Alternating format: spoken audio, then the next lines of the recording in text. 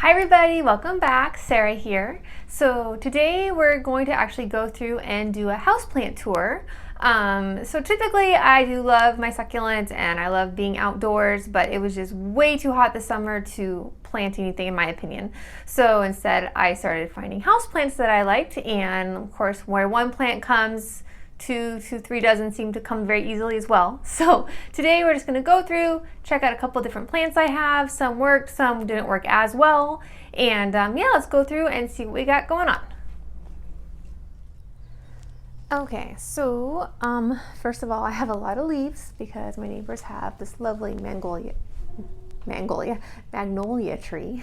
Anyway, so I was going to sweep it up, but you know, it is autumn and the leaves are falling, so it's more autumn-like, I think. Anyways, so over here I have this really pretty Schefflera. It's a variegated Schefflera, which I really love. It's so pretty. And then up here I have this crazy huge Syngonium of sorts, and he has just, I did have him on the back patio, but it's too much sun for him, so now he's hanging out here. And then this is my my newest.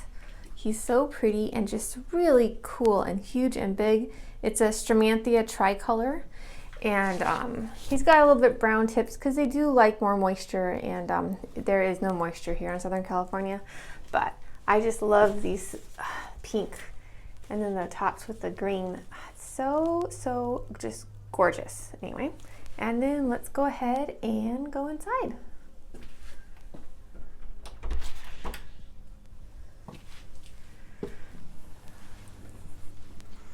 Okay, so over here in the living room, I don't really have very many plants. I don't really get much sun in here, but my main plant I have over here is it's called like a curly cactus. It's an epiphyte actually. So I've had him for a few months and he just hangs out here in the window, very happy. Okay, so yeah, I don't have much in the living room here. We don't get a lot of sun. This is a west facing, or sorry, it's not west, it's east facing window. And especially with the patio out there, there is barely any light. So the plants I did have in here, I had some in front of the fireplace, but I moved them because they needed more sunshine. So in the dining room, we have these really cool cuttings of manzanita from my cousin's yard up in Northern California. We have manzanita here as well. So we have a black pagodia lipstick plant. So I just love this lipstick plant. It's so pretty. This is my second lipstick plant. I will say the first one was kind of a fail, but this one, I just love these leaves. Like, look at this. It's so pretty. The dark green, and then I do find that this is really easy to overwater, and they do like sunshine. So this is a west-facing windows. So this gets lots and lots of sun. I almost feel like this might need more sun. I'm thinking of moving him into my sunroom, but for now, he's staying here. Over here, I have this, I love this. This was such a cool find. So this is a Monstera minima that I actually got at Home Depot for like $10 or $6. And every single leaf is just so cool looking. I love it. This is a brand new leaf that these just popped out recently, but he's super happy. And then up here, I just have a bunch of different tillandsias. I honestly don't know their names. This is basically just a candle holder that I just popped them in. And if you want to burn a candle, I just pull them on out. And then I have some more over here too, really cute. I love these ones over here. They're just super fun. Like I said, they like lots of sunshine. And so these work out really well in this area because it gets pretty much full sun since noon on. And then also in the dining room, I've got this really cool ZZ plant, and he is just now, I think I got him a couple months ago, and look at all this new growth that he's getting. Super cool. So that one's new, and that's new, and this is new. So new growth is always fun, and I don't think I've really watered him but like one time, so he's a good plant to have in my book. And then the kitchen, which is basically where I have most of my plants because you spend most of the time in here, so you actually get to see them. So most of my plants in here, I have my panda plant. It's really cute in this little llama pot. He's really fun. He'd probably be happier if he's outside since he is a succulent and he's gone a little leggy, but that's okay. I knew that was gonna happen when I brought him in. Then we have this really cool tillandsia. I just have it inside here, but he's super fun. I think his name is, what is his name? Tillandsia tectorum, I believe. I'll put the link down below. And then I have this xerographica, which I really love, and I just love this little pot that he's in. It's so cute. It's got hair, basically. It's really fun. Tillandsias I find are super easy. I just dunk them in water for about 3 hours once a month, depending on how dry it is, maybe more, but worked out really well for me so far. I have some different calatheas. This is my first calathea attempt. They do need a lot of humidity and we don't have a lot here. So anyway, so this is my rattlesnake calathea. So pretty, the pretty green and the little red on the back. It's really one of my favorites. Well, I only have 2 calatheas, so. And there's my little makeshift humidifier. And I have no idea what type of this calathea this is. If anyone knows, please comment below. But it's got nice little velvet tips, pretty green variegation. Over here we have, okay, I love this guy. He's a lot better. He's been in the bathroom, so he's been getting no sun, but plenty of humidity. But I brought him out here because I thought he might need some more sun. So this is a heart-shaped fern. I'm really wanting to get a little terrarium to put him in to help with the humidity issue, but I'm hoping he can bounce back after a little bit of TLC. And then I have a couple different hodgepodgey things over here. I have some little air plants, a ponytail palm. These are both more air plants that I just have stuck in. I have this really cool, it's a type of cactus. It is a Aerocarpus. This thing is literally from 2005 it was started, so he's pretty old. And I literally maybe give him water once a year to twice a year, so he doesn't need a lot of water. He gets some nice sun. This is west facing, I'm sorry. So lots of sun. Little Haworthia. Also another little fuzzy happy cactus. This is a type of crassula with a little purple underlay. Dracaena. Some little propagated Tradescantia, another Haworthia, propagating some curly lipstick. This is a fern that I figured if I stick it next to the sink, he might get some more water. Still little brown tips. Over here, I have, oh, I really like this guy. He's a euphorbia. It's called deviled backbone euphorbia. And I feel like for a euphorbia, he needs a lot more water than most, so I water him more often than I do most of my other euphorbias. He is the same one that I split up. The first plant, he doesn't do as well split up. He definitely likes being together. And then here's a little staghorn fern and another little air plant. And then up here at the top, I have this beam that I drilled some holes in the top, hung some twine down, and then attached it, and then I have the plants hanging from either the top little hooks, or in some cases I'll hang them down lower and put them on the actual twine. But I have this really pretty philodendron. I'm pretty sure it's a philodendron, silver philodendron, but he just is super prolific, and I've been propagating him a bunch. But then I've got up here, I've got this really nice Spanish moss that was actually all one plant, and I cut it up, and so I'm trying to propagate it to get more of them. They do grow pretty good as long as you remember to water them. And then over here I have a Brazil philodendron, which also has been just growing like crazy, and it's super easy and lots of fun. So there's the kitchen, and let's go check out some other stuff. Okay, so then here in the kitchen, I just have a couple sitting on the table, nothing too crazy. A little Dieffenbachia of sorts, which for me have been one of the easier plants. Probably have almost killed this thing multiple times, and then it droops, and then I water it and it comes back happy. Here is my little succulent pumpkin I did on the last video.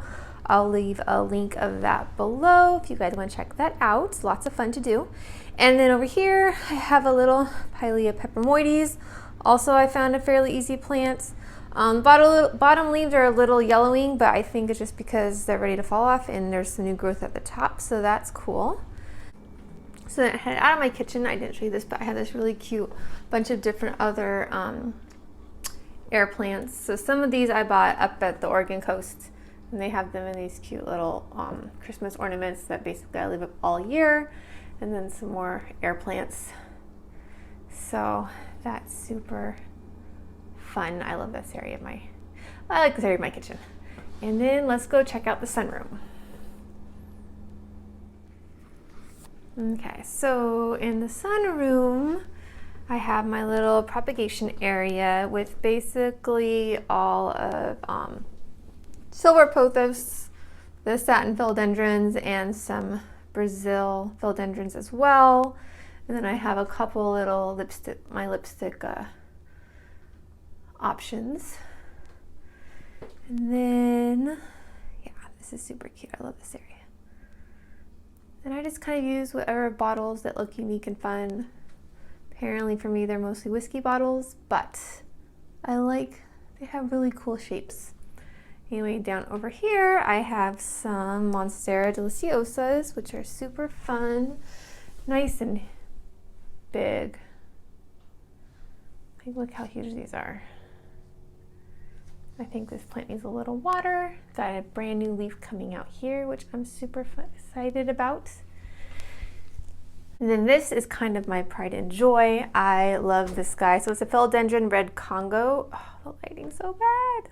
That helped turning off those lights. Okay, so we have a philodendron red Congo in here. And this is super, super exciting. So look at this brand new leaf. So pretty. So it comes in kind of this greenish color, like a really light green, and then it turns dark. So the backs are just normal. They don't have any red on the back, which would be cool. And then you have all these nice, so when the leaves unfurl, you have these pretty red spokes. I have no idea what they're called, to be honest, but I love the leaf. It's so pretty.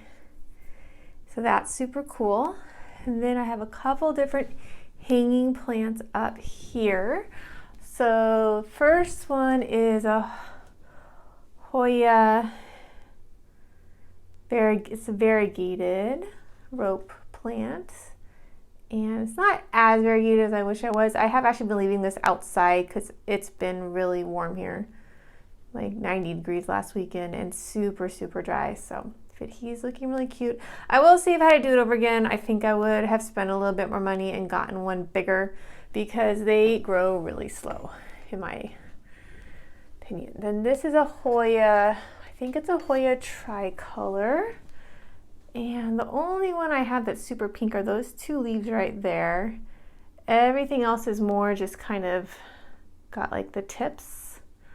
And I've also been leaving him outside because I could. So he's really pretty, and those two pink leaves are so cute.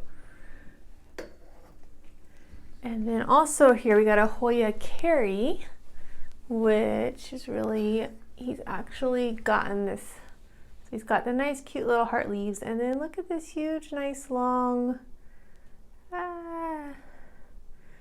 just gone out there. Looks like he's got a whole bunch of little buds getting ready to make leaves, but I think it's going to take a very long time. So we'll see how long that takes. But anyway, super fun. And then on this side, so this is north facing and the other side was east facing. So this basically gets sun quite a bit. So up here I have a different type of Tradescantia. Really, there we go. Nice color. So over here we have a peperomia. It is a variegated peperomia, obviously. Well, some of it's variegated, like that leaf, and then this whole leaf is growing in completely normal, so it lost its variegation, which I find kind of odd because it's been outside, so it's been getting lots of sunshine, so I'm not quite sure what happened there. And this is my really awesome lipstick plant, who I learned the hard way does not like a lot of water. all the readings I did said how it likes humidity and water, and I overwatered it. And it used to be a really amazingly full plant. Now it's not nearly as much, but you know, live and learn. And then this is my string of hearts, which I've also been having outside. Super, super red, just because it's been getting lots and lots of sunshine. And then this down here is really cool. It's got all these huge like blooms coming in, like these little guys here. And there was this other one that's just like insane. Where'd it go? Oh, right here. Look at this thing. And that is a huge, I'm guessing that's a bloom. I don't know what else it would be.